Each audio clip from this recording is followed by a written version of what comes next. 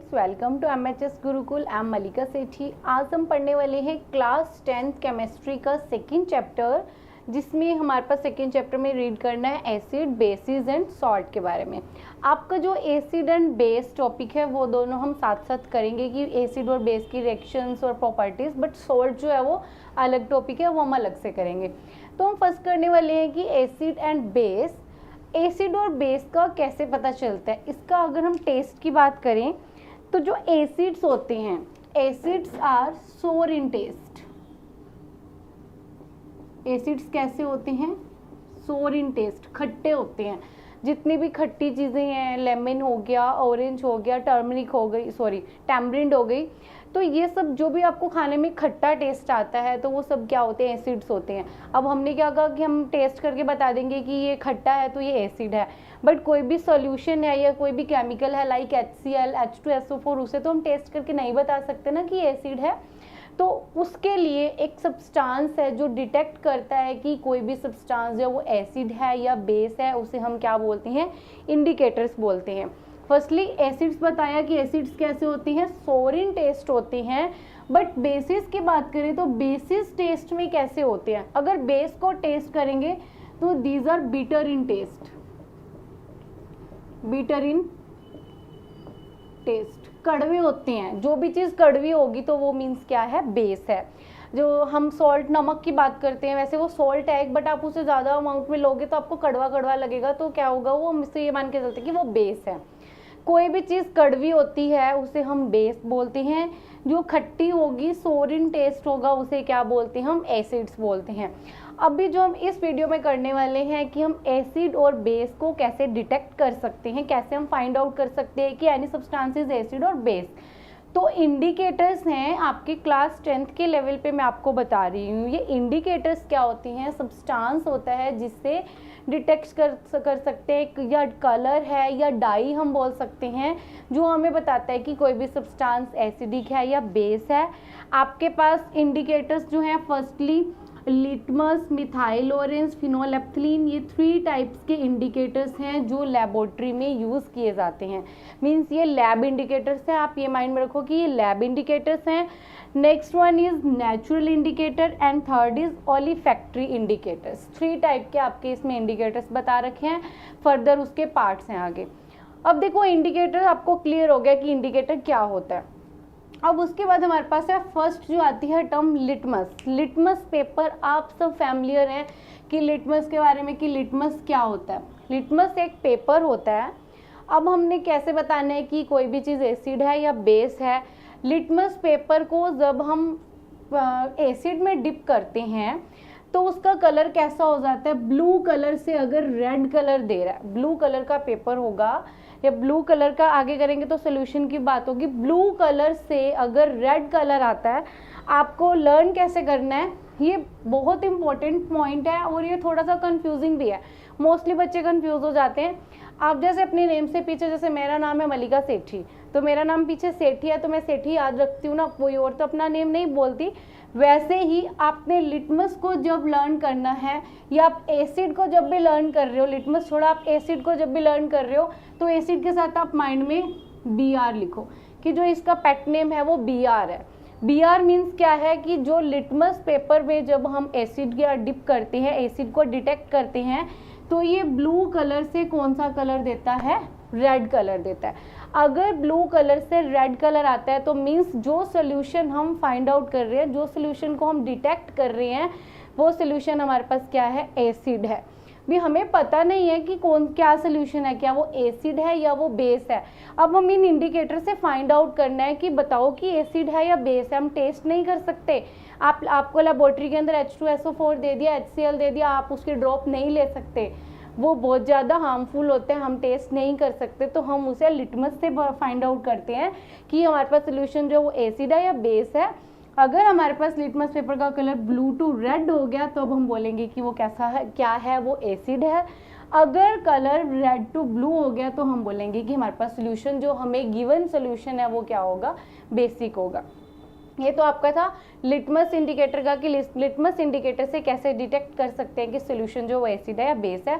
आपको एसिड के लिए आपको लिटमस के लिए Br याद रखना पड़ेगा माइंड में कि Br मीन्स एसिड्स क्या कर रहे हैं, ब्लू टू रेड कन्वर्ट हो रहा है। और अगर आपको एसिड लर्न हो जाएगा तो ऑब्वियसली आपको बेस क्लियर हो जाएगा, बेस के लिए आपको क्रैम नहीं करना पड़ेगा। अब नेक्स्ट है हमारे पास methyl orange. Methyl orange, orange colour होता है मिथाइल ऑरेंज का, ये भी एक डाई है, इसका ऑरेंज कलर होता है। अब देखो ये भी आपको याद करना बहुत इजी है, इजीली लर्न हो जाएगा। हमने फर्स्ट किया कि ब्लू टू रेड कलर आता है एसिड में, मींस एसिडिक जो सॉल्यूशंस होते हैं वो कैसा कलर दे रहे हैं, रेड दे रहे हैं।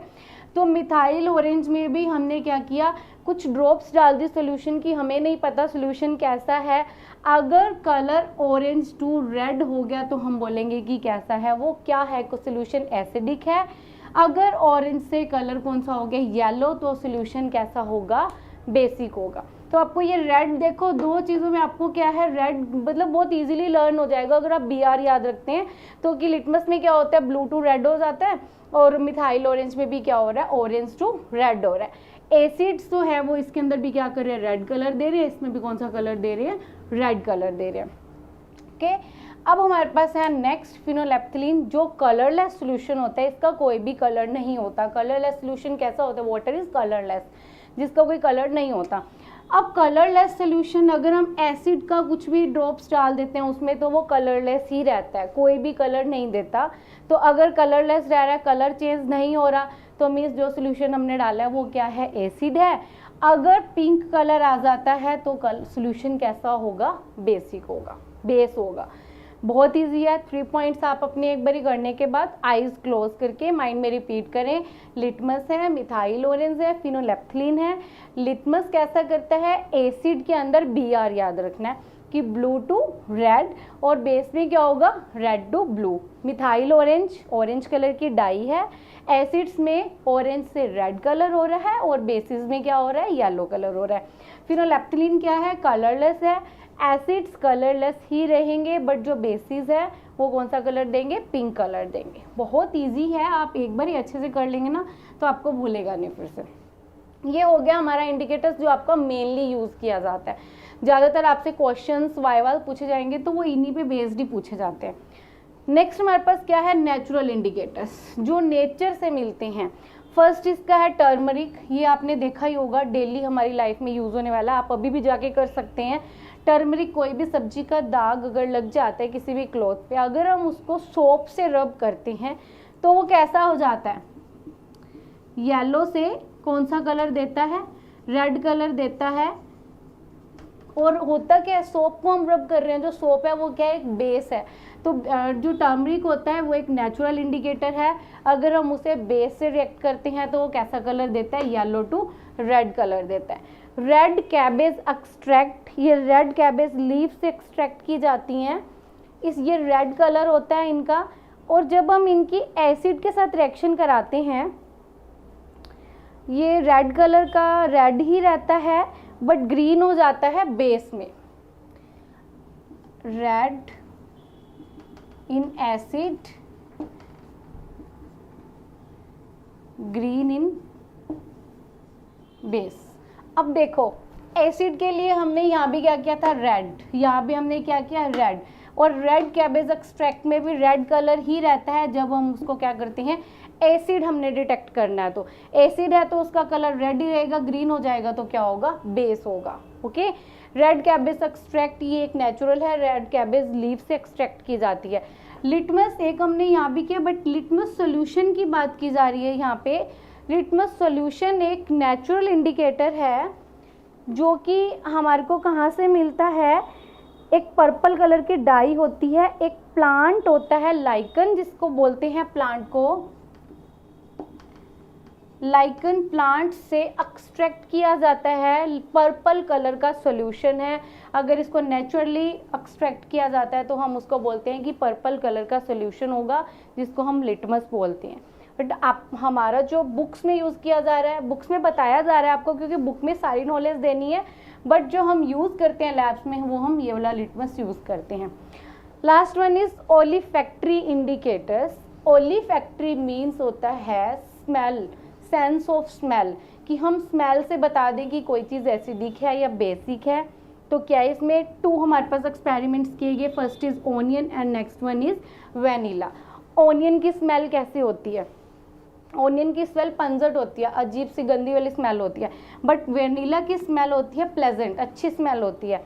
ऑनियन पे अगर हम कुछ ऑनियन की स्मेल है या ऑनियन का हमने जूस निकाल लिया, उस पे अगर हमने स्मॉल ड्रॉप्स ऑफ बेस की डाल दी, मीन्स हमें पता नहीं है अगर बेस है या एसिड है, उसमें अगर हम बेस डालते हैं मतलब जो उसमें पता चलेगा कि क्या कैसे है बेस, हमने कोई भी सोल्यूशन डाला, अगर उसकी स्मेल डिस्ट्रॉय हो गई, ऑनियन की जो स्मेल है वो आनी बंद हो गई, तो मीन्स क्या है? बेस है। बेस क्या करता है? उसकी स्मेल को डिस्ट्रॉय कर देता है।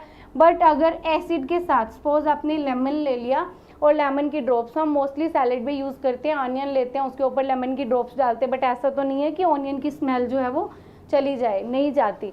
तो एसिड के साथ अगर रिएक्शन करते हैं तो स्मेल डिस्ट्रॉय नहीं होती, बेस के साथ रिएक्शन करके ऑनियन जो है वो स्मेल डिस्ट्रॉय कर देता है। और वेनिला की जो प्लेजेंट स्मेल है वो भी अगर हम बेस के साथ रिएक्शन करेंगे तो स्मेल डिस्ट्रॉय हो जाती है, एसिड के साथ स्मेल डिस्ट्रॉय नहीं होती।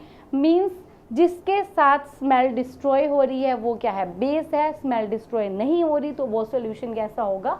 एसिडिक होगा। तो ये आपका था इंट्रोडक्शन कि एसिड और बेस को हम कैसे फाइंड आउट कर सकते हैं, कैसे हम डिटेक्ट कर सकते हैं। बहुत सिंपल है, बस आपको एक बार ही अच्छे से पढ़ना पड़ेगा, एक बार ही आपने अच्छे से ये कर लिया तो आपको क्लियर हो जाएगा। अब हम अपनी नेक्स्ट वीडियो में करेंगे कि properties of acids and bases. Hope आपको समझ आया होगा। कोई प्रॉब्लम है तो मुझे कमेंट सेक्शन में ज़रूर बताना और मेरे चैनल को सब्सक्राइब करना ना भूलें। Thank you.